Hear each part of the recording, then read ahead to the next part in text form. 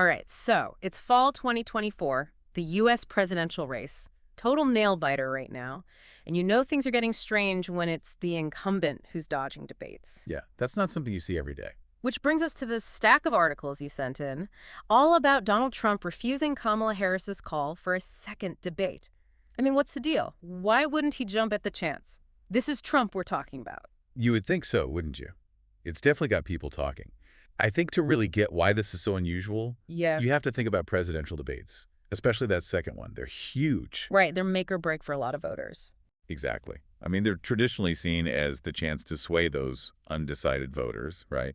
And skipping one, practically unheard of for an incumbent. It could be perceived as, well, weakness, especially with all the buzz around Harris after that first debate. Some polls even had her winning it. Okay, but Trump's saying it's too late for another debate. Is there any truth to that? Well, it is true that early voting's already started in a few states, but let's be real. Millions and millions of Americans haven't voted yet. A second debate could still reach a massive audience. So that too late excuse is a bit weak then. To put it mildly, especially when we consider that Trump was practically begging for a rematch after that first debate back in June against Biden. You know, the one that... It's the one that Biden didn't exactly knock out of the park. Right, exactly. And that led to, well, everything that happened with Harris stepping in. It's quite the turnaround, isn't it? Because you have to remember, that CNN debate, Biden's poor performance, that ultimately led to him withdrawing and then Harris becoming the nominee. And Trump, he was ready to measure for new drapes after that performance. He wouldn't stop going on about how he won the debate against Harris, even used that as a reason why he didn't need another one. Wait, hold on. So he's saying he already won a debate with Harris, but now it's too late to have another one. Am I missing something here? Right. Something's not adding up. And it gets even more interesting when you consider some things that have happened since then. I'm talking about those allegations against Trump's pick for North Carolina governor. Ah, you mean the... Yes. Those allegations. We don't need to get into the nitty-gritty right now, but let's just say they're serious enough that they could affect the race in North Carolina, which, as we all know, is a must-win for Trump if he wants to stay in the White House. Right, a crucial swing state. Exactly. And it's awfully convenient that he just happened to have a rally in North Carolina where he didn't even mention the allegations and, oh, by the way, also brushed off the whole second debate thing. It does seem a little suspect when you put it like that, especially for a guy who, let's be honest, loves the spotlight. I mean, this is a guy who practically invented fake news and thrives on public confrontation. So what's he so afraid of? Well, that's where it gets really interesting. See, to understand what Trump's doing, we have to look at this not as a one-off, but as part of a bigger pattern. Think back to the 2020 election.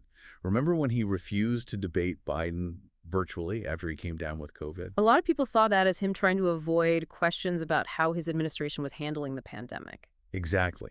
Yep. And let's not forget all the drama surrounding the format of those 2020 debates. It was like they were negotiating a peace treaty or something. Oh, totally. Muted microphones, pre-selected topics, even who the moderator was going to be became a whole thing. Exactly. And it just highlighted how much Trump wanted to control everything, to have things his way, to control the narrative. So this isn't just about a single debate, is it? It's more like a pattern of behavior. Yeah. He tries to avoid those direct challenges so he can control the message. You got it. By refusing to debate, Trump can stick to what he knows.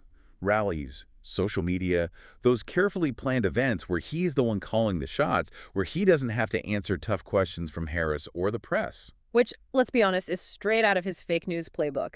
He creates this echo chamber where his supporters only hear his side, and anyone who disagrees, they're biased, part of the deep state. Nailed it. But the question is, does that strategy actually work? Especially in a race this close. We've got to think about how this whole no debate thing might play with different voters. Because it's one thing to get your base all fired up, but what about those undecided voters, the ones who could actually swing the election? What are they going to think? $1 million question, right? Here's the thing. Trump's core supporters, his base, they're probably going to eat this up. They'll see it as a power move. He's too busy to deal with this, that sort of thing. Like he's above it all. Exactly. They already believe in him. To them, anyone questioning him is just playing politics. But for voters who are still on the fence, who want a leader who's willing to, actually debate the issues. This could backfire big time. Yeah. Especially with Harris calling him out for it, even calling him cowardly. Remember that? Yeah, it was in one of those articles you sent. Right. And those kinds of labels, they tend to stick, especially if there are already doubts about a candidate. Like, are they really a leader? Can you trust them? It feeds into this whole idea of Trump as someone who can't take the heat, who dodges accountability. So it's a gamble, this whole debate thing. It could make him seem untouchable, or it could turn off voters who see it as arrogant or cowardly. High-stakes political chess, Yeah. right? Hard to say who's playing it better right now. But there's something else we should probably talk about, something that adds a whole other layer to this. Oh. I'm listening. Okay, lay it on me. What are we missing? Well, let's go back to that first debate, the Trump-Harris one, the one he keeps saying he won. The media, they ate it up. It was this clash of styles, like the future of America was at stake. It was high drama, that's for sure. And Trump, he loved it. The back and forth, the zingers, he was in his element. Yeah, he does seem to like that format, even if some of those zingers were a little off. So why the sudden aversion to the same stage? One word, Biden. Remember, Biden went into that first debate against Trump feeling pretty good. Polls look good. Decades of experience. And, well, we all saw what happened. Yeah, not exactly a highlight reel for him. A cautionary tale, right? Yeah. Anyone going up against Trump in a debate, especially an incumbent, what does he have to gain? A lot to lose, though. Exactly. Yeah. So maybe Trump, even with all his bravado, maybe he knows lightning doesn't strike twice. He's afraid of repeating Biden's mistakes, especially against Harris. Think about it. She's quick on her feet, formidable. Maybe he's more scared than he's letting on. So his ego takes a backseat to fear. Not exactly on brand for Trump. It's fascinating, isn't it? The guy who's all about never backing down, maybe he is, just hiding it behind these excuses. And speaking of hiding, what about that other thing we haven't really touched on? Those allegations against his guy in North Carolina. Exactly. Those haven't gone away. Just because he's ignoring them. And if they get worse in the next few weeks, could be really damaging for his campaign, especially in a swing state like that. In a second debate, that puts it all under a microscope. You'd have to address it head on. And we know how much he hates that, being on the defensive. So he plays keep away, hoping it all just disappears. Risky strategy. Incredibly risky. But it shows just how tough a spot he's in, trying to keep his base happy but not scare away those undecided voters. It's like walking a tightrope, isn't it? So what does this all mean for you, our listener? It means politics. It's rarely what it seems. Every decision, every word, every debate dodged. It's calculated. And we, the voters, we need to figure out what it all means. Don't just take the headlines at face value, right? Yeah. Go deeper, question everything. Who benefits from all this? It's a lot to take in, but that's what we do here at the Deep Dive, right? Take these complicated, messy things, try to make sense of them. And remember, knowledge is power.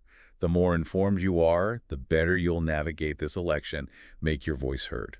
Well said. Thank you so much for joining us for this deep dive. It's been a fascinating conversation. My pleasure. And to our listener, as always, keep those questions coming. You never know what we'll be unpacking.